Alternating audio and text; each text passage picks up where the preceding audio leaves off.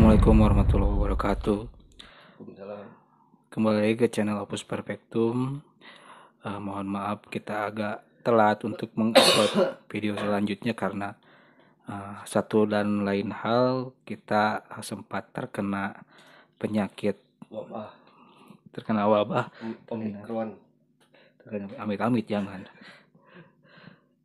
Ya, jadi mohon maaf baru sempat upload kembali. Nah, kali ini situasinya terbalik. Jadi saya akan menanyakan sesuatu hal yang erat kaitannya dengan keresahan saya pribadi tentang ekosistem alam yang seharusnya bagaimana, tapi yang terjadi di realitanya seperti apa, dan akan saya tanyakan kepada teman saya. Dari siapa yang nanya? Saya. Percobaanku mah. Itu bisa orang. Aduh, nah opening nah udah. Ya, mungkin biar nggak bosan aja ya openingnya.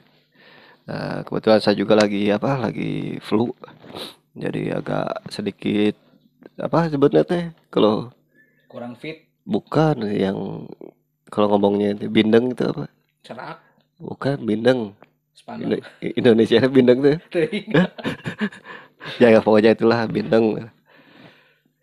Gak tahu bahasa Indonesianya apa. Eh Kali ini kita akan coba tadi disebutkan Enggak. Hah? Enggak. Tentang dari Ekosistem bahas. alam. Oh ya, kita akan coba bahas tentang itu ya. Tentang ekosistem alam. Langsung aja mungkin ya, karena berhubung udah malam nih. Pertanyaan yang saya akan tanyakan, pertanyaan pertama, ente kan tahu beratnya bahwa banyak YouTuber yang yang memelihara hewan-hewan liar nih. Salah satunya siapa itu yang yalah, Pokoknya mah ada yang adalah yang terkenal yang masih sepupunya si A ya. Ya wajah itulah. eh yang ingin saya tanyakan nih menurut pandangan ente nih ya tentang orang-orang yang merawat hewan-hewan liar ini, pendapat ente gimana itu? Pandangan, mungkin pendapat dan pandangannya gimana? Ya, kalau bagi saya pribadi itu merupakan suatu keresahan. Sebenarnya kan banyak ya, dari kalangan artis dan dari kalangan konten kreator biasa juga kan banyak yang memelihara binatang liar di rumahnya atau pekarangan rumahnya atau ya tempat pribadinya seperti itu. Saya itu sering melihat tayangan seperti itu dan merasakan resah sendiri gitu. Jadi maksudnya seperti ini, binatang liar itu tempatnya alam liar karena berbeda dengan binatang ternak atau binatang peliharaan atau binatang domestik dan lainnya seperti itu, seperti anjing, seperti kucing kan berbeda. Anjing atau kucing itu tidak bisa hidup di alam liar karena mereka itu genetiknya direkayasa dulunya oleh manusia. Anjing itu kan dari serigala. Berarti hasil mix gitu ya? Iya. Saya baru tahu ini. Didomestikan oleh manusia sekitar 40.000 tahun yang lalu, maka jadilah anjing itu dari serigala gitu. Itu untuk manusia, untuk keperluan manusia, sengaja seperti itu kan gitu. Sedangkan binatang liar seperti harimau, monyet, kera, ular, lalu binatang melata atau reptil, banyak kan yang memelihara reptil seperti itu memang bisa tahu, bisa hormat, bisa akrab dengan manusia jika dirawat dari kecil atau diadopsi dari kecil seperti itu. Tapi kita itu harus mengerti insting mereka, insting binatang liar itu seperti apa. Binatang liar itu mempunyai insting kuat ketika masa pubertas atau beranjak dewasa. Contohnya seperti primata yang paling dekat DNA-nya dengan kita, misalnya simpanse. Simpanse itu kan dekat DNA-nya dengan kita, bahkan hampir mirip dengan manusia. Simpanse itu hidup berkelompok, pasti itu instingnya berkelompok. Simpanse itu, kalau misalnya manusia itu bergenggeng lah gitu. eh, kita ambil contoh, misalnya kalau di Indonesia jarang sih sebenarnya ya, tapi banyaknya kan melihara reptil, monyet. Monyet bukan kera, simpanse itu kan kera. Tapi banyaknya monyet di Indonesia atau ular atau reptil apa harimau, bahkan ada yang melihara harimau yang tadi disinggung saudaranya siapa gitu. Tapi di luar negeri banyak yang memelihara simpanse yang ketika saya lihat memang dekat dengan manusia, memang sangat akrab dengan manusia. Contohnya seperti primata misalnya, yang paling dekat dengan kita DNA-nya yaitu simpanse. Memang di Indonesia itu tidak ada atau mungkin jarang yang memelihara simpanse di rumahnya atau di sekitaran rumahnya. Karena memang spesies simpanse tidak ada di Indonesia kan seperti itu. Tapi kita ambil contoh yang di luar sana gitu. Jadi di barat sana atau di luar negeri sana banyak yang terhitung banyak kalau misalnya kita lihat di YouTube banyak yang memelihara simpanse karena merasa simpanse itu memang sama hampir sama seperti manusia dari segi DNA lalu dari segi tingkah laku dan lain sebagainya. Kalau misalnya simpanse bisa berpikir seperti manusia maka sudah menjadi manusia seutuhnya seperti itu bedanya. Nah banyak yang memelihara simpanse di luar sana.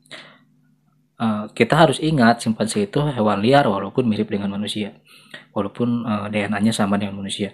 Tapi kita harus ingat mereka itu hewan liar dan ketika kita pelihara dari kecil memang akan respect dengan kita yang sebagai pengasuhnya, akan dianggap sahabat, akan baik terhadap kita lah, akan mengenali kita dengan baik. Tapi sekali lagi kita harus ingat hewan liar itu semenjak masa pubertas sampai dewasa instingnya akan keluar, insting liarnya. Tapi nggak ada masa fase alainya kalau untuk alay selalu alay kalau simpanse. kan kalau manusia itu fasenya kan sebelum dewasa itu ada alainya. Alay ya, itu manusia makanya manusia itu spesies yang berbeda, spesies yang berbeda dari alamiahnya gitu. Ya jadi simpanse itu apa ketika masa pubertas lalu beranjak ke dewasa akan menjadi agresif dan itu adalah hal yang wajar. Agresifnya itu karena insting liarnya. Insting liarnya itu adalah berkelompok. Simpanse itu berkelompok hidupnya. Jadi ketika beranjak dewasa, mereka itu kalau dipelihara dari kecil akan kebingungan karena instingnya sudah kuat, tapi melihat di sekitar bukan spesiesnya, tapi malah melihat manusia yang merasa ini bukan bagian dari dirinya gitu. Udah mulai itu timbul.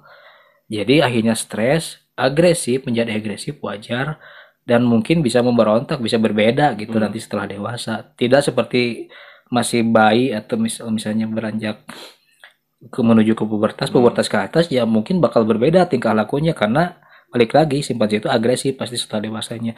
Apalagi di Indonesia banyak yang memelihara monyet. Simpanse aja sih bisa seperti itu gitu. Apalagi monyet, simpanse itu kera gitu. Banyak yang nggak bisa ngebedain simpanse, orangutan, gorila itu kera. Tapi makak yang abu-abu yang punya ekor itu monyet. Spesiesnya monyet. Nah, monyet itu pasti agresif walaupun dirawat dari kecil sudah agresif. Dan di kita banyak yang melihara itu. Apalagi melihara monyet seperti itu sudah salah kalau menurut saya sudah salah. Apalagi ada yang melihara reptil. Reptil jelas-jelas hewan yang harus ada di alam liar gitu. Tidak bisa ada di dalam rumah atau dirawat di rumah gitu. Walaupun memang benar dirawat, tapi instingnya sudah kuat di alam liar. Tidak boleh lepas dari alam liar. Kalau reptil lepas dari alam liar, rusak nanti ekosistem. Seperti itu. Karena reptil itu dibutuhkan untuk menyeimbangkan misalnya serangga. Seperti itu. Ekosistem serangga kan diseimbangkan oleh reptil yang memakan serangga. Seperti itu. Ya, bagi pandangan saya seperti itu mungkin. Mungkin untuk orang-orang yang mengurus monyet ini, mungkin mereka dulu terinspirasi mungkin dari film Sun Gokong. Ya, gitu. Ya, yang si biksu siapa? Biksu Chong. Nah, itulah. Bisa saja mungkin mereka terinspirasi. Ntar dulu saya cari kertasnya, lupa deh. Oke, untuk pertanyaan selanjutnya, bagaimana seharusnya mengatasi binatang liar yang tumbuh di penangkaran? Ya, ini jadi sebuah alasan tersendiri bagi mereka yang memelihara binatang liar di rumah karena alasan kuatnya adalah binatang ini tumbuh di penangkaran bukan di alam liar. Jadi kita tidak mengambil dari alam liar, tapi kita mengambilnya dari penangkaran gitu. Jadi alasannya seperti itu. Jadi dari situ bisa mendapatkan izin. Saya mah tidak pernah peduli mau diizinkan, mau diperbolehkan seperti itu. Binatang liar itu tempatnya di alam liar walaupun hidup di penangkaran, tapi kan kita banyak konsep konservasi misalnya di kita orang hutan misalnya kan cuma ada di kita. Kan banyak konservasinya. Berapa banyak orang yang memelihara orang hutan sembarangan gitu sampai salah memberi makan, tidak diajari bagaimana hidup di hutan. Sementara konservasi ini menyediakan sebuah sekolah hutan gitu untuk binatang liar. Sebenarnya kan bisa diserahkan kepada mereka gitu yang lebih tahu sifat alami binatang liar itu seperti apa, tapi mereka memilih memelihara sendiri. Itu bagi saya keegoisan.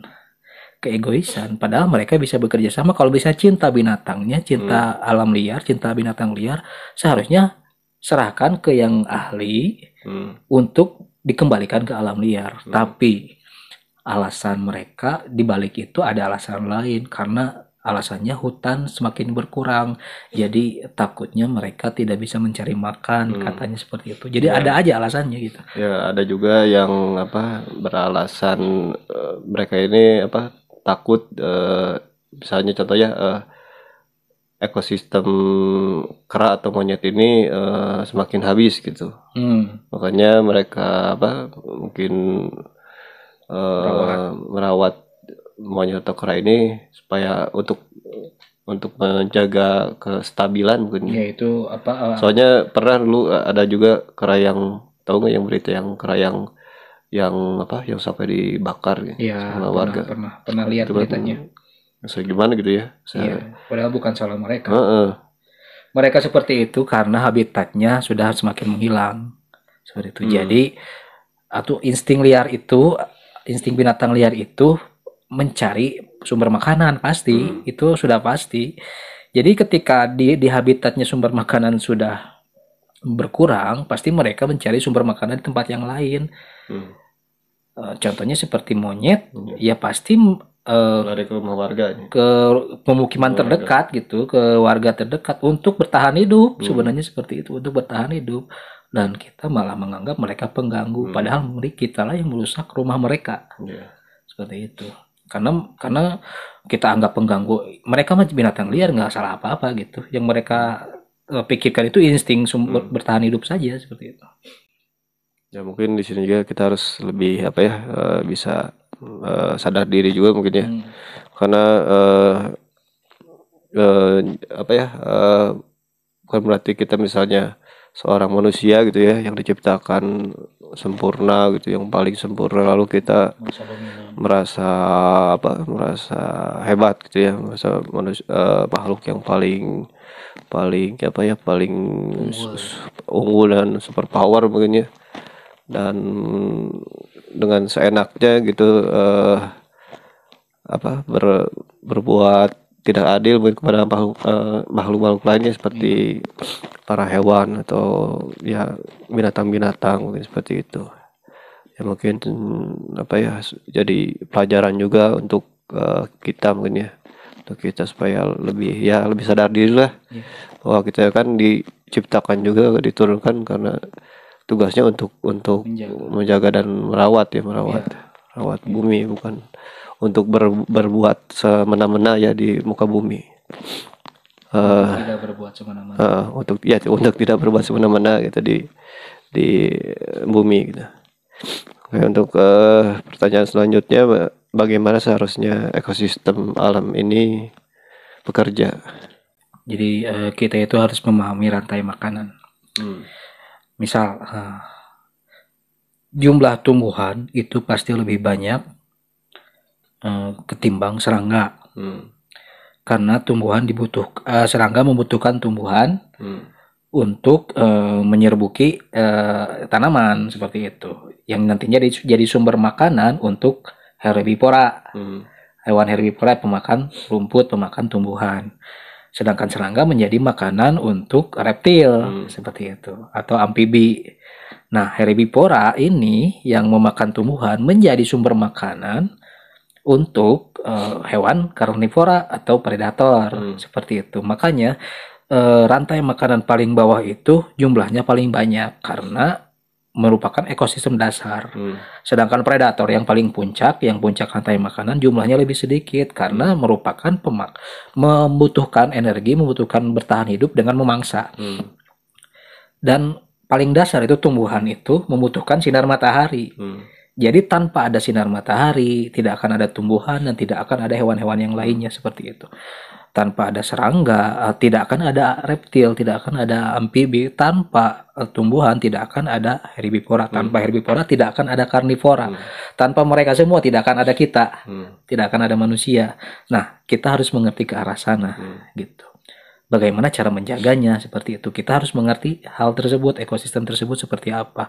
Jika misalnya gini, dalam dogma agama, kita itu diperintahkan, diturunkan untuk menjadi khalifah itu, untuk menjaga gitu, menjaga bukan menjadi penguasa, tapi menjadi pemimpin dalam hal apa? Menjaga bumi ini karena dunia ini, alam semesta ini diciptakan dengan begitu indahnya, teratur oleh oleh Tuhan, menjadi alam semesta yang indah dan teratur seimbang. Kita dipercaya harus menjaga semua itu, makanya disebut wakil Tuhan atau khalifah gitu.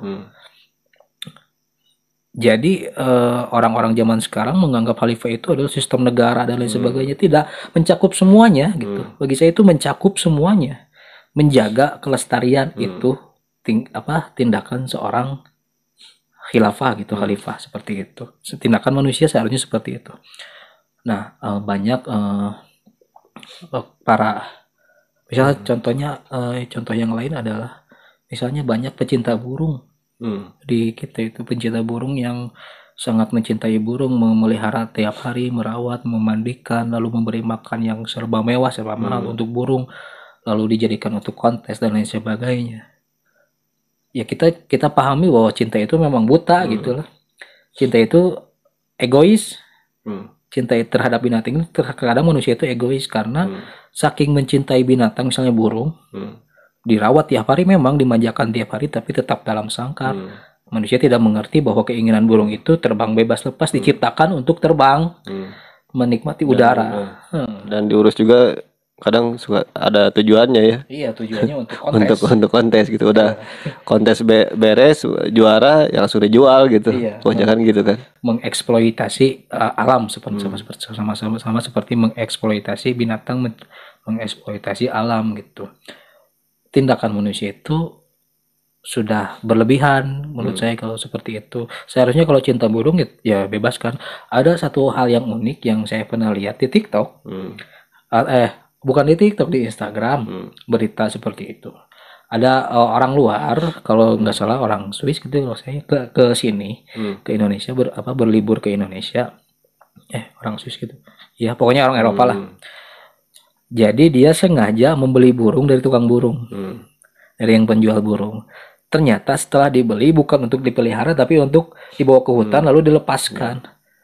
Ya maksudnya itu tuh, kita itu orang beragama ya kita itu. Sedangkan mereka itu orang sekuler. Tapi kenapa mereka lebih sadar ke hal seperti itu? Sedangkan kita tidak seperti itu. Bahkan di Eropa memelihara burung itu sudah dibatasi, jangan memelihara burung kalau tanpa izinnya juga ketat. Tidak seperti kita seenaknya bebas. Contohnya burung seperti itu. Apalagi binatang liar yang lain seperti itu. Jadi di luar itu amat dijaga ya, dijaga kelestarian itu. Kelestarian binatang-binatangnya gitu dan kesejahteraannya mungkin ya, kesejahteraan binatang-binatang tersebut. Oke, mungkin lanjut ya ke pertanyaan selanjutnya. Bagaimana seharusnya peran manusia dalam menjaga alam agar seimbang? Peran manusia, contoh yang paling baik adalah Nabi Sulaiman. Kalau menurut saya Nabi Sulaiman, banyak yang memang kita tahu lah, Nabi Sulaiman itu bisa berbicara dengan binatang. Itu kan kita tahu dari kecil seperti itu ya. Setelah dewasa, saya itu berpikir setelah dewasa, wah, bicara dengan binatang gimana caranya gitu. oh itu emang kekuasaan Tuhan lah gitu mikirnya. Tapi tetap saja kepikiran sama saya. Sama saya juga. Jangan-jangan Nabi Sulaiman itu bukan benar-benar berbicara seperti ini karena binatang dengan binatang sekalipun, misalnya satu jenis binatang, satu spesies tidak saling berbicara tapi berkomunikasi melalui gerak tubuh, misalnya dari primata, misalnya seperti itu. Artinya mungkin Nabi Sulaiman itu berinteraksi dengan binatang itu karena mengerti pola kehidupan binatang gitu. Masing-masing binatang itu mengerti karakternya seperti apa dan lain sebagainya. Contohnya semut misalnya, yang paling terkenal itu cerita semut yang tidak mau terinjak oleh pasukan Nabi Sulaiman ketika Nabi Sulaiman berjalan dengan pasukannya dari satu tempat ke tempat yang lain gitu. Urusan kerajaan, seketika Nabi Sulaiman itu menghentikan laju pasukannya. Karena apa? Karena melihat gerombolan semut yang sedang lewat gitu. Jadi Nabi Sulaiman sengaja memberhentikan pasukannya agar gerombolan semut itu ini beres dulu lewatnya gitu. Karena Nabi Sulaiman tahu semut ini tidak berdaya, keinjak ya keinjak gitu. Jadi Nabi Sulaiman mengerti agar semut ini beres dulu karena mengerti mereka itu ketakutan, takut keinjak. Seperti itu kalau saya berpikirnya. Bentar, mungkin ada maksud dari mungkin menjadi sebuah pelajaran juga mungkin kalau menurut saya ya. Dari cerita tersebut mungkin pelajarannya lebih ke supaya kita gitu ya, manusia itu bisa menghargai makhluk ciptaan Allah, walaupun makhluk ciptaan itu amat kecil, kecil semut gitu, kecil sekali. Makanya diabadikan dalam Al-Quran juga. Itu contoh paling kecil, apalagi di luar itu pasti Nabi Sulaiman berinteraksi dengan yang lain, berarti lebih mengerti lagi. Dengan semut saja mengerti seperti itu gitu, apalagi dengan binatang yang lebih detail lagi karakternya seperti itu. Itu contoh kecilnya, dengan semut saja bisa mengerti Nabi Sulaiman. Nah itu contoh paling utama menurut saya dari manusia yang mengerti tentang ekosistem alam, mengerti tentang binatang seperti itu. Jadi lebih mengajarkan kasih sayang juga mungkin. Kasih sayang terhadap makhluk ciptaan Tuhan juga, iya. Ada lanjutan lagi? Iya, jadi ya tadi aja gitu kesimpulannya. Jadi oh ya, benar-benar tentang kisah Nabi Sulaiman yang dapat berbicara dengan binatang ini. Emang saya juga suka kepikiran gitu. Emang benar gitu ya, Nabi Sulaiman itu langsung ngobrol lah ibaratnya, ngobrol kayak manusia ngobrol gitu. Saya suka kebayang gini, kalau misalnya beneran bisa ngobrol gitu ya, otomatis kan pasti berisik gitu ya. Contoh misalnya Nabi Sulaiman pas mau tidur nih, tiba-tiba datang gerombolan semut nih. Pada rame kan misalnya. Kalau misalnya emang dalam artiannya seperti itu mungkin ya, dalam artiannya bisa bicara hewan-hewan, mungkin akan terasa ya terganggu mungkin ya, risih juga gitu ya. Jadi fokusnya itu bingung, jadi gimana lagi ya kita kalau misalnya lagi ngobrol misalnya atau lagi tidur suka dengar suara orang ngobrol pas dilihat atau orang di luar lagi ngobrol dan sebagainya, tapi itu kedengaran kan gitu walaupun jaraknya jauh, tapi kadang suka kedengaran gitu walaupun misalnya kita di atas, orang-orang yang ngobrol itu ada di bawah gitu, di sekitar rumah kita kadang suka kedengaran samar-samar seperti itu. Apalagi kalau bisa mendengar binatang, terutama binatang itu, apalagi jenis serangga itu kan banyak yang ada di rumah gitu. Istana semegah atau semewah istana Nabi Sulaiman sekalipun pasti ada binatang di dalamnya, dan bayangkan mendengar binatang ngobrol satu sama lain, saya mau fokus yang mana nih? Seperti itu. Sedangkan ada manusia lain yang ngobrol, ini manusia atau hewan yang lagi ngobrol nih, kan jadi kebingungan seperti itu. Nah jadi kalau dipikir-pikir ke arah sana ya mungkin konyol, tapi kembali lagi walau alam lah gitu. Jadi itu kan mukjizat kan. Mungkin ini mah masih apa ya hasil apa ya jadi kita memikirkan sesuatu hal yang apa hikmahnya dari mukjizat Nabi Sulaiman ini. Lain maksudnya teh lebih ke naon ya, Ya gitulah bukan. Iya, hikmahnya jadi dari hikmahnya dari apa Nabi Sulaiman bisa berbicara dengan binatang agar kita menelusuri sifat Nabi Sulaiman seperti apa terhadap binatang seperti itu agar kita bisa meniru sifat Nabi Sulaiman, mengerti tentang binatang seperti itu. Ini juga jadi pelajaran untuk para orang-orang di luar sana yang secara egois mencintai binatang liar sampai memelihara di rumah. Ini gini apa misal kita ke pasar hewan misalnya. Nah, kita kan sering melihat ada monyet, ada burung, ada apa bahkan ada serigala yang dijual di pasar hewan seperti itu. Ada kelelawar. Nah, saya mah apa ya? Kalau bisa jangan dibeli. Jangan dibeli karena kalau dibeli itu akan menguntungkan penjualnya dan ketika menguntungkan penjualnya mereka akan berusaha lagi untuk mengambil binatang dari alam liar. Lebih baik jangan dibeli, biarkan rugi aja penjualnya. Karena kalau sudah rugi mereka akan berpikir untuk mencari usaha lain dan akhirnya alam liarnya terjaga. Karena bayangkan saja di kita itu hutan itu sudah mah dibabat habis sama perusahaan-perusahaan lain, lalu habitat hewan semakin berkurang, hewan pun diburu, contohnya orang hutan dipisahkan dengan ibunya, diburu dengan menembak ibunya dan lalu anaknya diambil, lalu diperjualbelikan di pasar hewan. Kan mereka itu stres sebenarnya, mereka itu berhak mendapatkan kelestarian dari penjagaan kita, bukan keegoisan kita seperti itu. Mungkin ada pesan-pesan untuk para pedagang binatang. Ya tadi, semoga kalian bangkrut aja. Jadi maksudnya bukan mendoakannya, maksudnya misal penjual ada kesadaran, lebih bijak lagi lah, lebih ada ya. Misalnya penjual burung ya kita tidak bisa salahkan karena mereka itu berjuang untuk keluarganya sebenarnya. Untuk mencari nafkah untuk keluarganya. Nah, kita yang punya kelebihan dalam hal materi, bantu mereka dengan membeli burung tersebut lalu kita bebaskan. Harusnya seperti itu sih yang punya kesadaran gitu.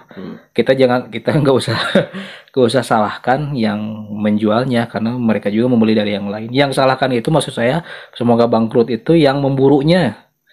Yang memburunya dari alam liar sembarangan diambil dari habitatnya lalu diperjualbelikan seperti itu. Ya. Mungkin setelah ini pemburu hewan akan stop mungkin ya. Semoga stop memburu binatang dan next memburu kita berdua mungkin. Ya, mungkin sudah cukup aja ya. Ya, mungkin sudah cukup sekian dari kami. Kau tadi posting. Ya, jadi kesimpulan seperti itu ya. Jadi mohon bijak dalam menerima informasinya. Terima kasih telah menyaksikan dan mohon untuk share videonya jika bermanfaat. Jika isi dari video ini bermanfaat, tolong share juga karena ini penting. Maksudnya penting itu untuk kelestarian juga gitu. Bukan kita merasa so suci gitu, tapi ini merupakan keresahan yang seharusnya disampaikan saya seperti itu. Terima kasih sudah menyaksikan. Wassalamualaikum warahmatullahi wabarakatuh.